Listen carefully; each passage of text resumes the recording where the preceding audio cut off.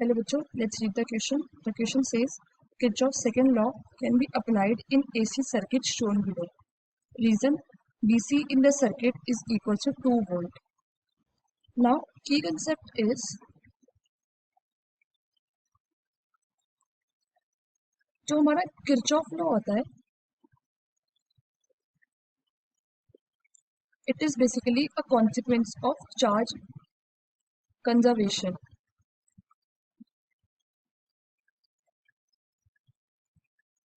So उसमें सारे voltages का सम in a closed loop is 0. अब क्वेश्चन में दे रखा है एक सर्किट जिसमें this is the capacitor, then यहाँ वोल्टेज लगा हुआ है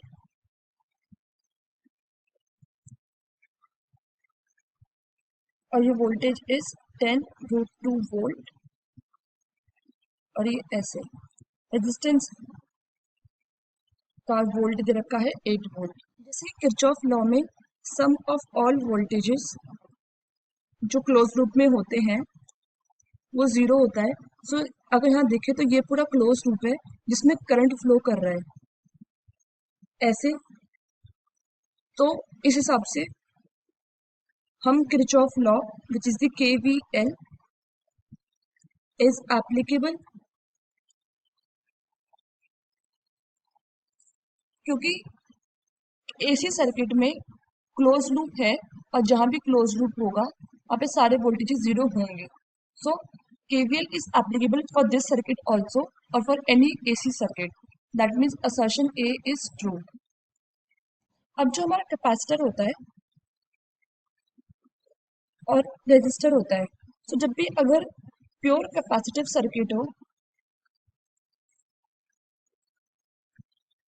और CR सर्किट हो जहाँ पे C is capacitor and R is resistor,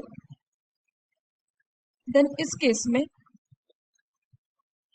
current lead करता है और वोल्टेज लैग करता है, यानी कि current I leads the voltage V। अब फेज डिफरेंस कोई भी हो सकता है। यहाँ पे सर्किट डायग्राम में विच इज ये बैटरी वाला वोल्ट है, ये कैपेसिटर है, ये रजिस्टर का वोल्टेज है। हम मानते हैं कि रेफरेंस में करंट I इस तरफ फ्लो हो रहा है। सो जब I हमारा इस तरफ रेफरेंस में आया है, सो इस रेजिस्टर में जितना वोल्ट था वो भी इस तरफ हो जाएगा which is 8 volt. Now since ये CR सर्किट है तो यहाँ पे कैपेसिटर में voltage will lag current by some phase difference. So let's say voltage है 10√2 वोल्ट। सो ये सर्किट का वोल्टेज यहाँ पर आएगा जो ये हो गया 10√2 वोल्ट। सो अब जो वोल्टेज इस कैपेसिटर में आएगा which is let's say VC। So VC कुछ इस तरीके से बनेगा।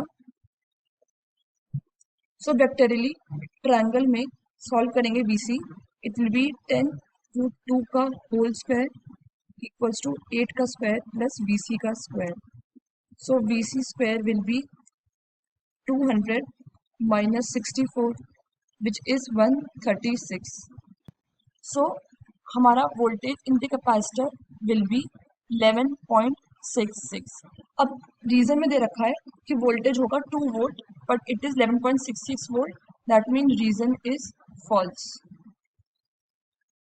सो the final answer is assertion is true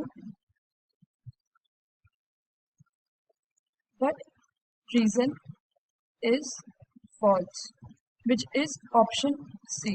Hope you understood it well. Best of luck.